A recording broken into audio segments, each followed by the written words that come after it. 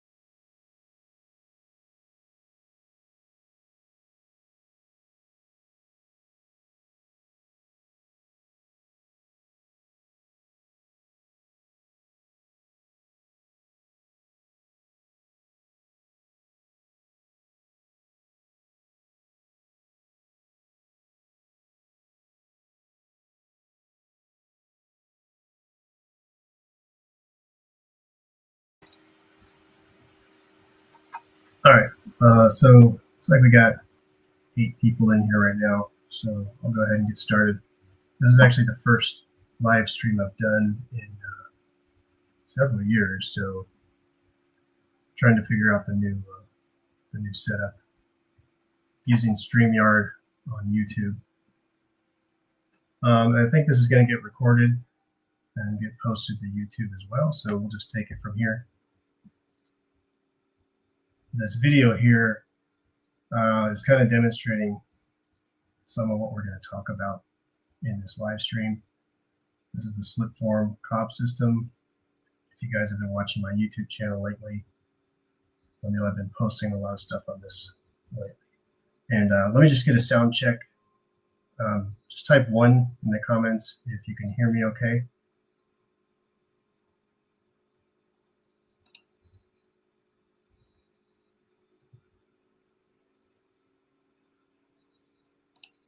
All right, thanks, Chris. Appreciate that. Okay, so I'm gonna go ahead and pause this video and let's just go right into these images. So we're going to talk a little bit about the foundation first, actually, before we even get into the walls. So this is all with the intention or plan of building a cob house. This could be also a rammed earth house, adobe. These concepts also apply to any sort of straw clay, straw bale, pretty much anything. You could even do for a conventional build. So this foundation, I'm not going to go through all the details here, but the first thing you want to do is level or clear a level building pad. And that's what you see there. I'm going to take you through a little bit of a journey with some images. Bear with me on the screen share here.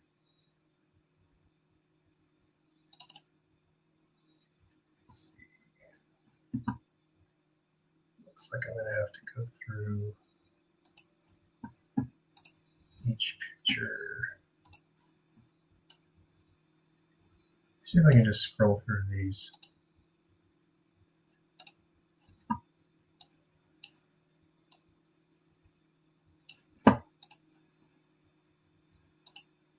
So clear your building site.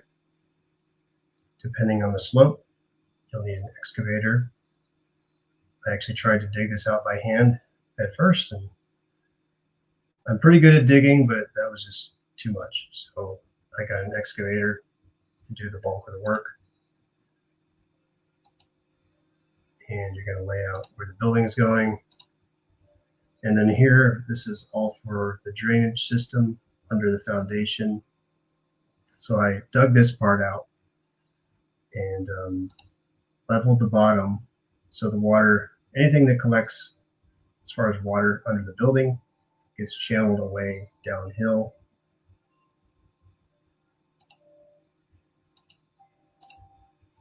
And then you'll see the gravel put into the foundation, compact the gravel, and then basically on top of that you put your solid foundation. And the type of foundation you do will depend on your situation.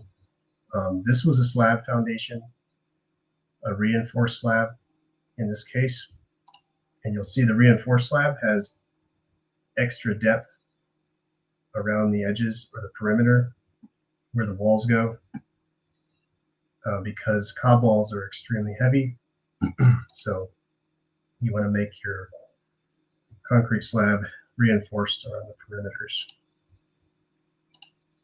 And the rebar was put in, concrete was poured.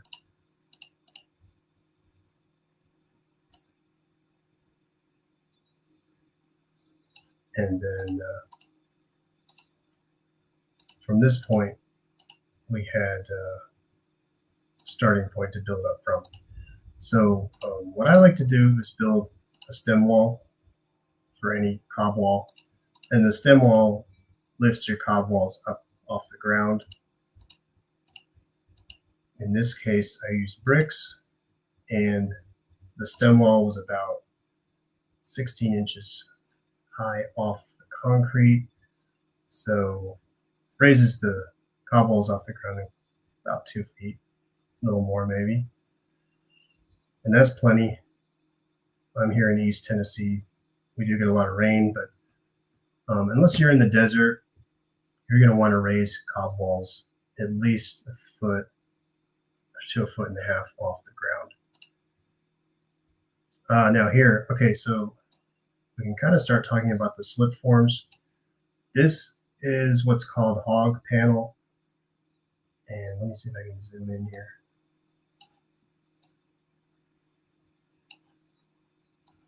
So you can see the gauge of the wire is great. This is really good thick wire, but these holes are a little too big, so they don't actually work for the cob slip forms. And I'll show you what I found. This is what I actually found, what I used for my forms. So these holes are 2 inch by 2 inch, whereas those hog panels were about 4 inch by 4 inch. And these are about as big as the openings you want for your slip form siding, because you don't want the cob pushing through the holes too much.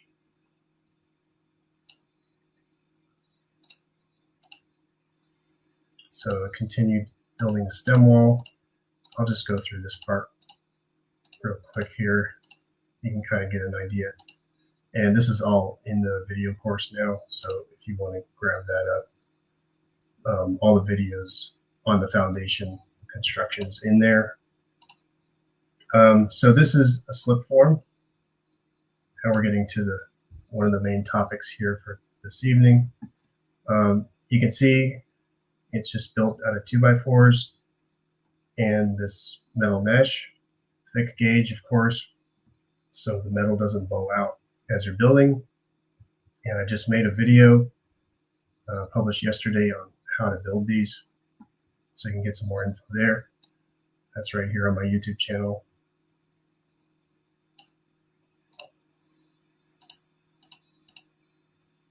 So here you can see all the forms laid out. I built all these forms in about a day, maybe over the course of 2 days, I can't remember. But they're really easy to build. It's just 2x4s and the metal mesh, and then you nail it on there with fencing nails. So these don't have to be nearly as robust as, say, rammed earth forms. Rammed earth forms have to be really strong because there's a lot of pressure being put inside the forms, whereas with the cob, there's not. And once you start doing it, once you get some hands-on experience, you'll really see the difference. It's actually really easy to pack the cob into the forms. It's much easier than doing rammed earth. It's actually even easier than compacting straw clay. Tamping cob is just surprisingly easy. So let's go through here. So you can see there's the interior panel and the exterior panel. So a lot of people were asking, is the length different for the interior and exterior? Yes. So you can see it's longer on this exterior and shorter on the inside. And honestly, there's probably 20 different ways you could build forms as far as the configurations go. But you'll probably have this situation most of the time. Some people build the forms all the way around the building, like what I did here. So you'll see the form is continuous all the way around the building. But this is a small building too. So you're going to have to figure out a strategy depending on the size of your building and your budget and your time frame. So if you can't go all the way around, what you can do is just build one panel section at a time and then move the form around the building as you go. So there's different strategies you can do.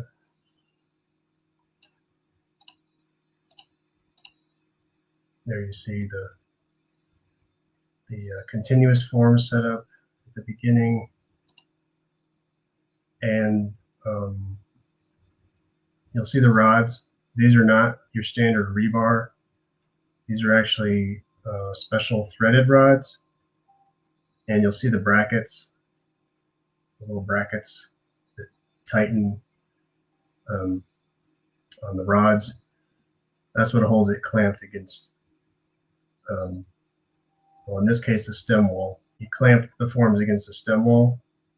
Then when you build up here, you're going to clamp the next form to the first layer of cob.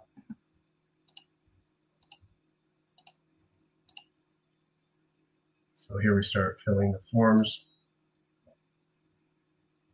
And the tools we're using are just sticks.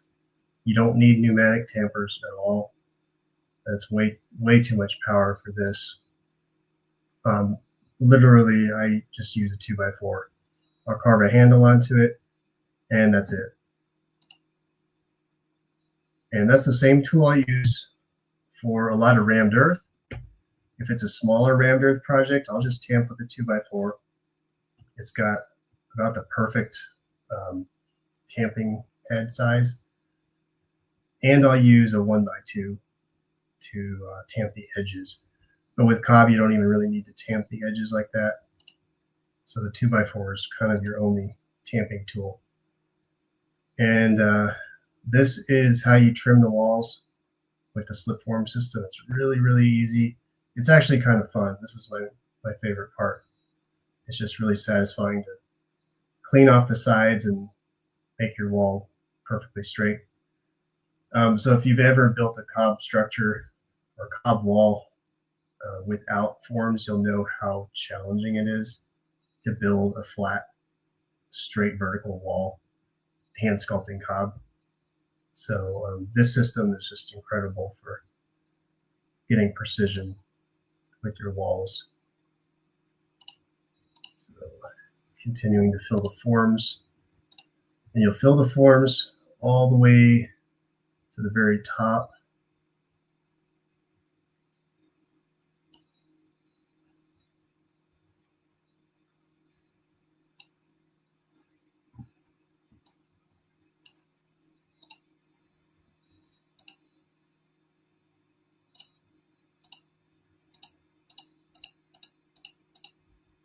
Forms get filled. Okay, so all the way to the top. And then you're gonna, if you're at the very top layer, the top of the wall, you're gonna scrape the top of the form so it's really flat. You don't really need to do that for your first lift. So that's what it looks like when you take the forms off. Just really nice, clean vertical walls. Let me jump ahead here real quick and show you a couple pictures more in the process.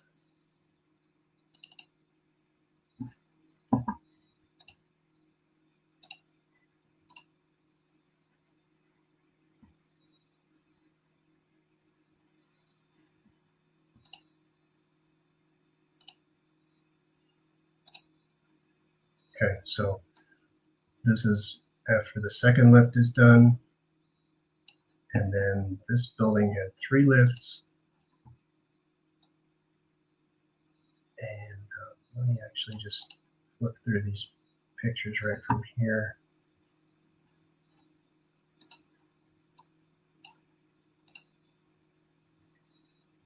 So there's the removal of those forms. And let's see. You might have noticed how I was hitting those rods out of the wall. Let me just play that again real quick. So you basically just tap those threaded rods out of the wall at the end, and it'll just leave a little hole there.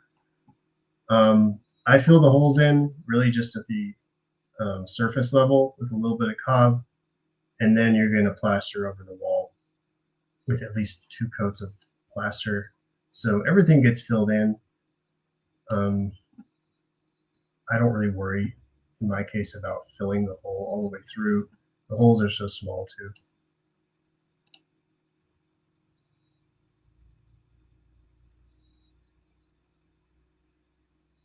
So there goes that form.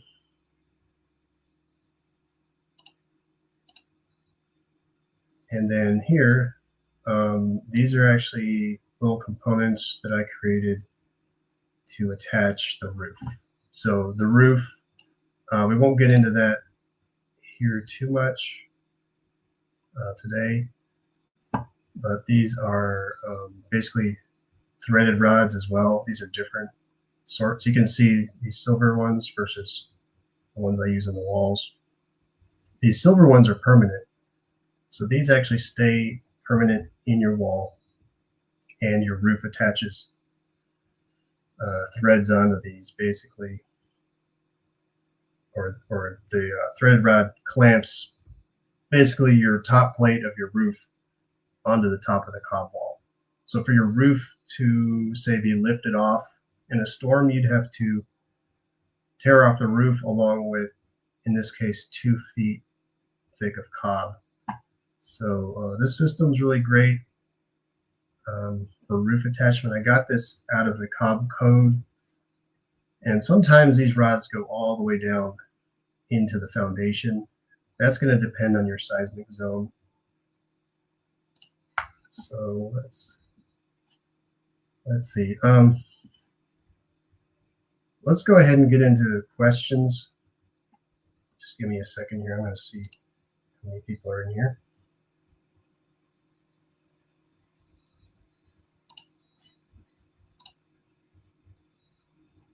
So if you have any questions, it doesn't have to be about Slipform Cob. It could be about anything to do with building a cob house, natural building, or any sort of building question, really. Let's just do an open Q&A session here.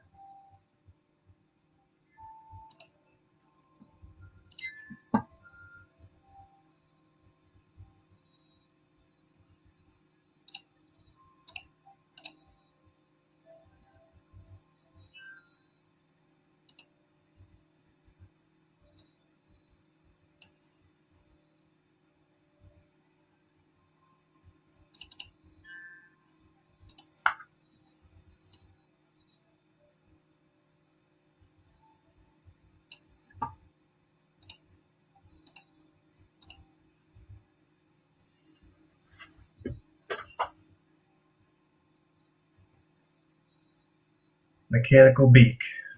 Yeah, I can talk about that. Look at this.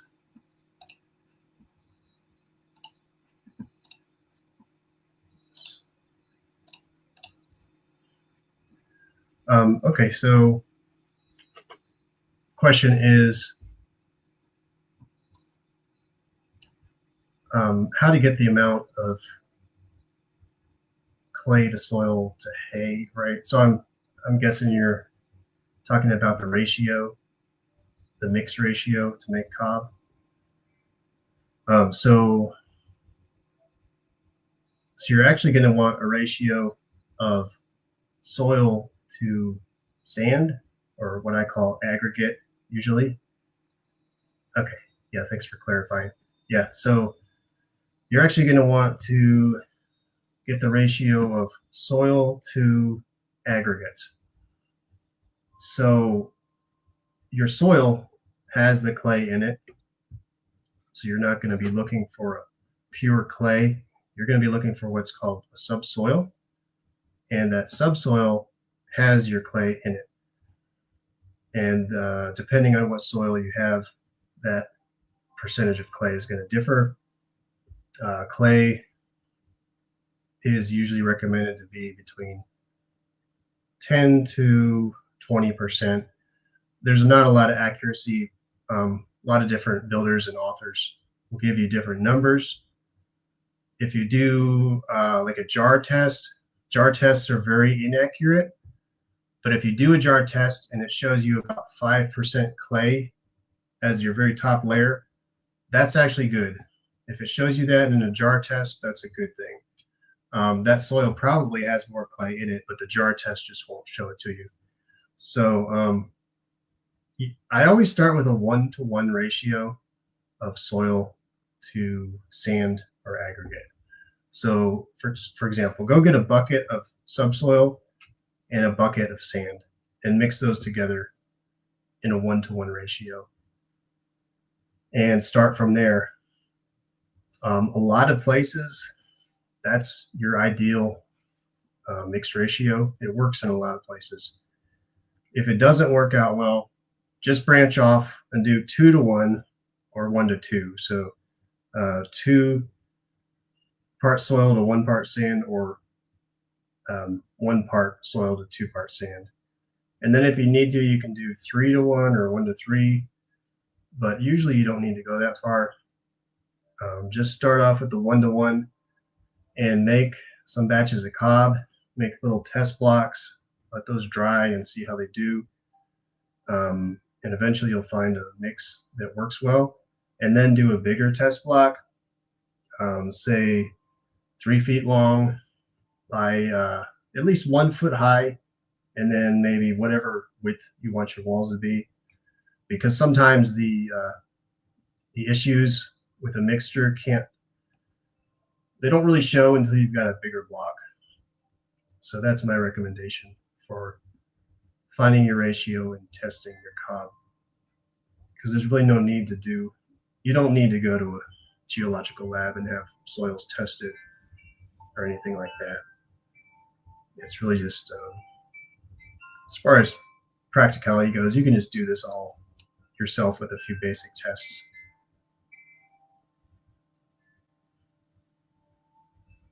James, let me touch on your question here now. So using cob for interior walls with rammed earth, exterior. Okay. James, yeah, absolutely. You can hybridize and mix and match these materials any way you want. So for example, yeah, we could do rammed earth walls as the exterior load-bearing walls on the house, and then cob walls for the interior walls. That's actually no problem at all. So yeah, so your exterior rammed earth walls would not have to be plastered.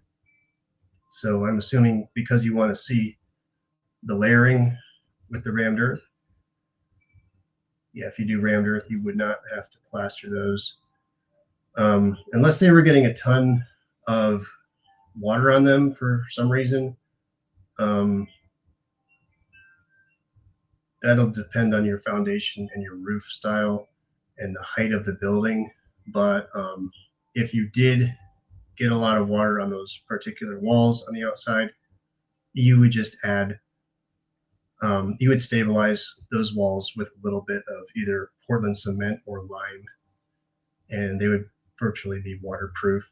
And I made a video on stabilizing earth walls a couple days ago, or last week, I think. I don't usually recommend it, but it works. It works if you need it. Okay, let me get back to your other question here. So you're asking how to determine the percentage of clay in the soil. Okay, um, so like the jar test is the most rudimentary way of testing the percentage of your soil composition. So you take a jar. A lot of people use a mason jar, 32 ounce. They'll fill half of it with the subsoil. The other half they'll fill with water. Shake it up real good, and then let it sit for about 2 days. And the soil settles out in different layers. And so the bottom layer is going to show how much aggregates you have. Then on top of that, you'll have your silt layer. And then on the very top, you'll have your clay layer. And above that, sometimes you'll have like organic matter, like roots and twigs, if it's in there. But the clay layer is going to be on the top. And so you can just take a percentage of the total height of your material in the jar, and you know how much that clay layer is as a percentage of the total height of material. So your clay is usually, in a jar test, it's usually going to show you less clay than is actually in that soil, like I was saying before. But if you see like 5% clay, you're good. If you see more than that, even better.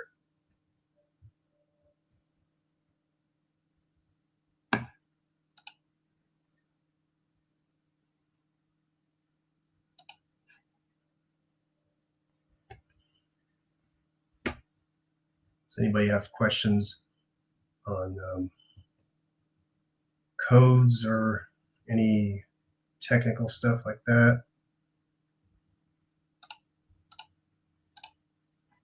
I might make a separate live stream next week on that.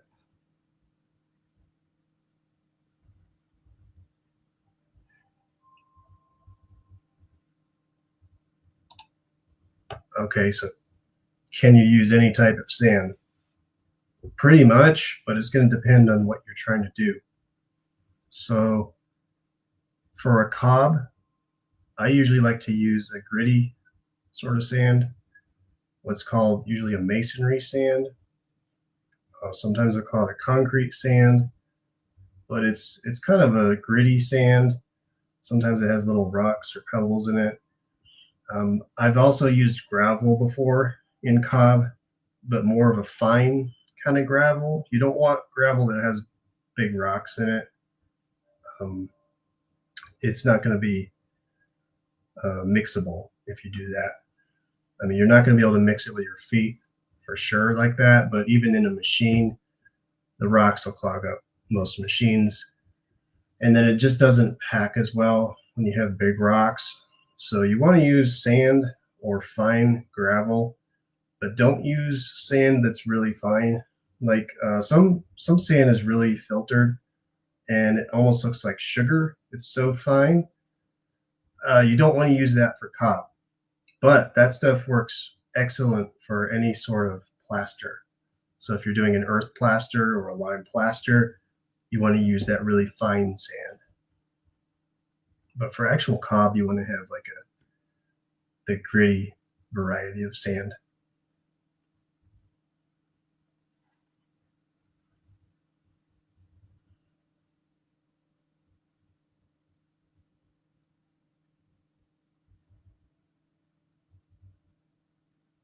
Okay.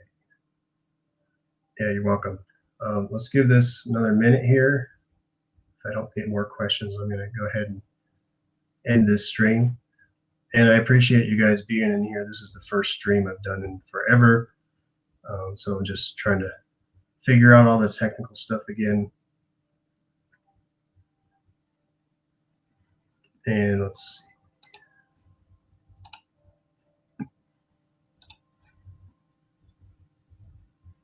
If you guys want more information on how to build a cob house like I do, and if you want to learn how to do the Slipform system like I do, I've actually got all these videos already published inside the video course, and you can get that here at this address. And I've actually got time now this winter to finally update the video course even more. So I'm going to be adding a lot of new stuff in there.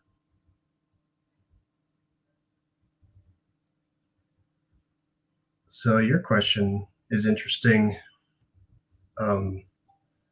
Is it possible to build a cob house without a foundation? I wouldn't recommend it. The foundation is really a very critical component to any building, because if your foundation fails, your whole building fails. And like if you put cob walls right on the ground, they would eventually get degradation to the point where the building's not going to stay up. It depends what you're doing, though. I mean, maybe if you're just doing a shed or like a little rustic farm outhouse or something, it could be possible and it might last a while. But if you're trying to do an actual building that you want to live in or that you want to last, I wouldn't recommend going without a foundation. Even in arid desert climates, I don't recommend that. Okay, guys, thanks for your time. Thanks for watching. And I'm going to post this, and hopefully it'll get saved on YouTube. And then I should be back next week with another live stream. See how it goes. All right, thanks again.